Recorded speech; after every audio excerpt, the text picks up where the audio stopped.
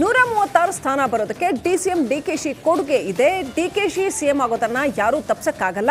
Election ಸಂದರ್ಭದಲ್ಲೇ ಮಾತುಕತೆ ಆಗಿದೆ. ಎಲ್ಲದಕ್ಕೂ ಡಿಕೆಶಿ ಅವರದ್ದು ಖರ್ಚಾಗಿಲ್ವಾ ಅಂತ ಬೆಂಗಳೂರಿನಲ್ಲಿ ಡಿಕೆಶಿ ಪರ ಎಚ್ ವಿಶ್ವನಾಥ್ ಬ್ಯಾಟ್ ಬೀಸಿದ್ದಾರೆ.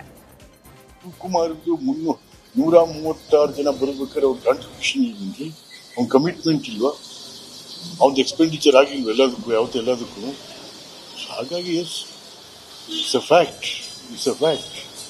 ಡಿಕೆ ಶಿವಕುಮಾರ್ ಅವರು ಸಿಎಂ ಆಗಬೇಕು ಅಂತ ಡಿಕೆ ಶಿವಕುಮಾರ್ ಅವರು ಸಿಎಂ ಆಗಬೇಕು. ಹೌದ್ರಿ, ಅದು ಈಗೆಲ್ಲ ಎಲೆಕ್ಷನ್ ಸಂದರ್ಭದಲ್ಲಿ ಆಗಿರುವಂತಹದ್ದು ಇವೆಲ್ಲನೂ ಕೂಡ. ಹಾಗಾಗಿ ಶಿವಕುಮಾರ್ ಮುಖ್ಯಮಂತ್ರಿ ಆಗೋದನ್ನ ಯಾರು ತಪ್ಪಿಸ್ಲಿಕ್ಕೆ ಆಗಲ್ಲ.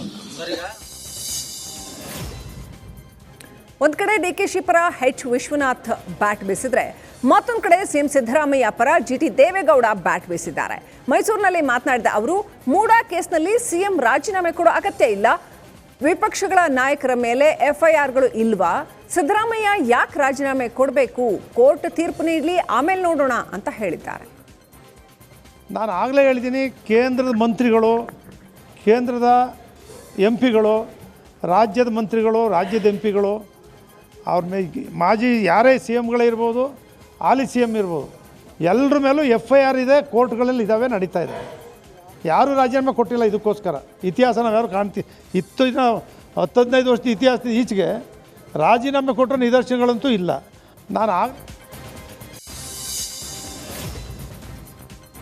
ಇನ್ನು ಇದೇ ವೇಳೆ ಯತ್ನಾಳ್ ವಿರುದ್ಧ ಜಿಟಿ ದೇವೇಗೌಡ ಕೆಂಡಾಮಂಡಲರಾದರು. ಯತ್ನಾಳ್, ನಿನಗೆ ನನ್ನ ಯೋಗ್ಯತೆ ಏನು ಗೊತ್ತು? ನನ್ನ ಸಾಲ ಎಷ್ಟಿದೆ ಅನ್ನೋದು ನಿನಗೆ ಗೊತ್ತಿದೆಯಾ? ತಾಕತ್ತಿದ್ರೆ ನಿನ್ನ ಬಳಿ ನನ್ನದೇನಿದೆ ಬಹಿರಂಗ ಪಡಿಸು ಅಂತ ಬಹಿರಂಗ ಸವಾಲ್ ಹಾಕಿದ್ರು. ಎಲ್ರಿಗೂ ಮಾತಾಡಬೇಡಿ ನೀವು. ನೀ MLA ಆಗಿ ಮುಂಚೆ ಏನಿತ್ತು? ಇವತ್ತು ನಿಮ್ದು ಎಷ್ಟಿದೆ ಆಸ್ತಿ? ಹೆಂಗೆ ಬಂತು? ಹೇಳಿ ನೋಡೋಣ. ನಾನು ನೋಡ್ಕೊಳ್ಳಿ. ನಾನು ಮಂತ್ರಿ ಆಗಿದ್ದೀನಿ. ನಾನು ಭಾಳ ವರ್ಷ 50 ವರ್ಷ ರಾಜಕಾರಣ ಮಾಡಿದ್ದೀನಿ. ನಂದೇನಿದೆ ತೆಗೆದುಬಿಡ್ಲಿ, ಮಾಹಿತಿ ತಗೊಳ್ಳಿ. ಎಲ್ರಿಗೂ ಕೋರ್ ಕಮಿಟಿ ಸಭೆಯಲ್ಲಿ ಮಾಜಿ ಸಚಿವ ಶ್ರೀರಾಮುಲುಗೆ ಬಂಗಾರು ಹನುಮಂತು ಸೋಲಿನ ಬಗ್ಗೆ ರಾಧಾಮೋಹನ್ ದಾಸ್ ಕ್ಲಾಸ್ ತೆಗೆದುಕೊಂಡಿದ್ದಾರೆ. ಶ್ರೀರಾಮುಲು ವಿರುದ್ಧ ಬಂಗಾರು ಹನುಮಂತು ದೂರು ನೀಡಿದ್ರು. ಈ ಹಿನ್ನೆಲೆಯಲ್ಲಿ ರಾಧಾಮೋಹನ್ ದಾಸ್ ರಾಮುಲು ಕಾರ್ಯವೈಖರಿಯನ್ನ ಪ್ರಶ್ನಿಸಿ ತರಾಟೆಗೆ ತಗೊಂಡ್ರು. ಇನ್ನು ಸಭೆ ಬಳಿಕ ಹೇಳಿಕೆ ನೀಡೋದಕ್ಕೆ ನಿಂತಿದ್ದ ರಾಮುಲು ಅವರನ್ನ ಸಿಟಿ ರವಿ ಹಾಗೂ ವಿಜಯೇಂದ್ರ ತಡೆದಿದ್ದಾರೆ. ಬಳಿಕ ರಾಮುಲು ಕಚೇರಿಯಿಂದ ಹೊರನಡೆದರು. ಸಿದ್ದರಾಮಯ್ಯ ಎದುರೇ ಡಿಕೆಶಿ ಸಿಎಂ ಆಗಲಿ ಅನ್ನೋ ಘೋಷಣೆ ಮೊಳಗಿಸ್ತಾರೆ. ಸಿದ್ದರಾಮಯ್ಯಗೆ ಇದು ದೊಡ್ಡ ಅಪಮಾನ, ಇದಕ್ಕಿಂತ ದೊಡ್ಡ ಅಪಮಾನ ಇಲ್ಲ ಅಂತ ಸಿಟಿ ರವಿ ವ್ಯಂಗ್ಯವಾಡಿದ್ದಾರೆ.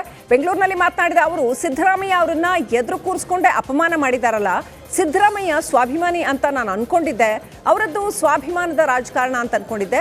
ನನ್ನಂಥವನು ಸಿಎಂ ಆಗಿ ಹೀಗೆಲ್ಲ ಆಗಿದ್ದಿದ್ರೆ ನಾನು ಒಂದು ಕ್ಷಣವೂ ಈ ರೀತಿ ಅವಮಾನ ಸಹಿಸ್ತಾ ಇರಲಿಲ್ಲ. ಸಿದ್ದರಾಮಯ್ಯ ಈ ಅಪಮಾನ ಅದು ಹೇಗೆ ಸಹಿಸ್ಕೊಂಡಿದ್ದಾರೋ ಗೊತ್ತಿಲ್ಲ ಅಂತ ವ್ಯಂಗ್ಯವಾಡಿದರು.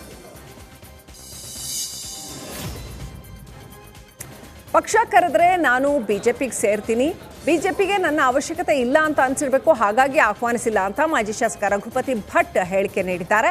ಉಡುಪಿಯಲ್ಲಿ ಮಾತನಾಡಿದ ಅವರು, ಬಿಜೆಪಿ ಪಕ್ಷ ಕರೆದ್ರೆ ನಾನು ಬಿಜೆಪಿ ಸೇರ್ತೀನಿ, ಆದರೆ ಕಾಂಗ್ರೆಸ್ನ ಯಾರೂ ನನ್ನನ್ನು ಭೇಟಿ ಆಗಿಲ್ಲ, ನಾನು ಯಾರನ್ನೂ ಭೇಟಿ ಆಗಿಲ್ಲ. ಕಾಂಗ್ರೆಸ್ ಸೇರ್ಪಡೆ ಮತ್ತು ಇತರೆ ಯಾವುದೇ ಚರ್ಚೆ ನಡೆದಿಲ್ಲ.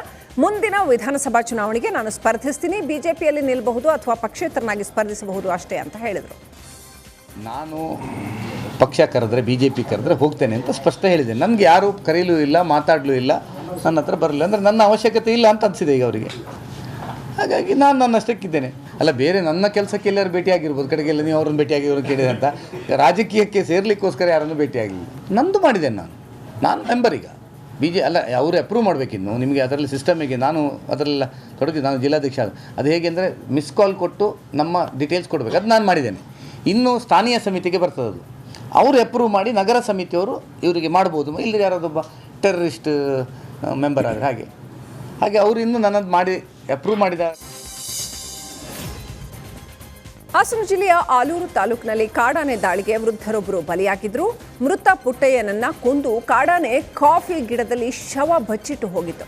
ಇದೀಗ ಸಾವನ್ನಪ್ಪಿದ್ದ ವೃದ್ಧ ಪುಟ್ಟಯ್ಯ ಮನೆಗೆ ಸಂಸದ ಶ್ರೀ ಎಸ್ ಪಟೇಲ್ ಭೇಟಿ ನೀಡಿ ಕುಟುಂಬಸ್ಥರಿಗೆ ಸಾಂತ್ವನ ಹೇಳಿದ್ದಾರೆ.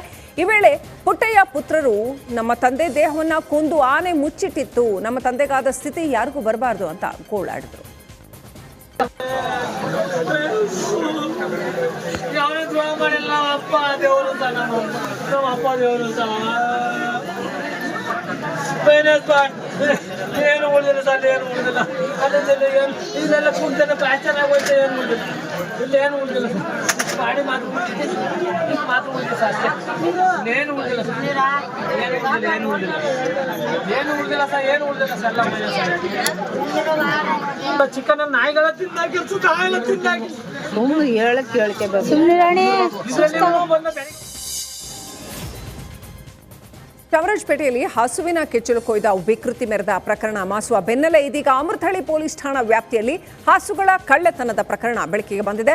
ಹೆಲ್ಮೆಟ್ ಧರಿಸಿ ಬಂದ ಕಿಲಾಡಿ ಕಳ್ಳ ಸುಮಾರು 2 ಲಕ್ಷ ರೂಪಾಯಿ ಮೌಲ್ಯದ ಹಸು ಕದ್ದು ಎಸ್ಕೇಪ್ ಆಗಿದ್ದಾನೆ. ಕಳ್ಳರ ಕೈಚಳಕದ ದೃಶ್ಯ ಸಿಸಿಟಿವಿಯಲ್ಲಿ ಸೆರೆಯಾಗಿದೆ. ದೂರು ದಾಖಲಾಗ್ತಾ ಇದ್ದ ಹಾಗೇನೆ ಪ್ರಕರಣವನ್ನು ಗಂಭೀರವಾಗಿ ಪರಿಗಣಿಸಿದ್ದ ಪೊಲೀಸರು ಓರ್ವ ಆರೋಪಿಯನ್ನ ಬಂಧಿಸಿದ್ದಾರೆ. ಮಂಡ್ಯ ಜಿಲ್ಲೆಯ ಕೆಆರ್ಪೇಟೆ ಪಟ್ಟಣದಲ್ಲಿ ಫುಟ್ಪಾತ್ ಅಂಗಡಿಗೆ ಟಿಪ್ಪರ್ ನುಗ್ಗಿದೆ. ಚಾಲಕ ಟಿಪ್ಪರ್ ಅನ್ನ ರಸ್ತೆ ಬದಿಯಲ್ಲಿ ನಿಲ್ಲಿಸಿ ಊಟಕ್ಕೆ ತೆರಳಿದ್ರು. ಈ ವೇಳೆ ಏಕಾಏಕಿ ಫುಟ್ಪಾತ್ ಅಂಗಡಿಯತ್ತ ವಿದ್ಯುತ್ ಕಂಬ ಸಾಗಿಸ್ತಾ ಇದ್ದಂತಹ ಟಿಪ್ಪರ್ ನುಗ್ಗಿದ್ದು ಕೂದಲೆಳೆ ಅಂತರದಲ್ಲಿ ಭಾರಿ ಅನಾಹುತ ತಪ್ಪಿದೆ. ಈ ಘಟನೆಯಿಂದ ಹಲವು ಬೈಕ್ಗಳು ಜಖಂಗೊಂಡಿವೆ.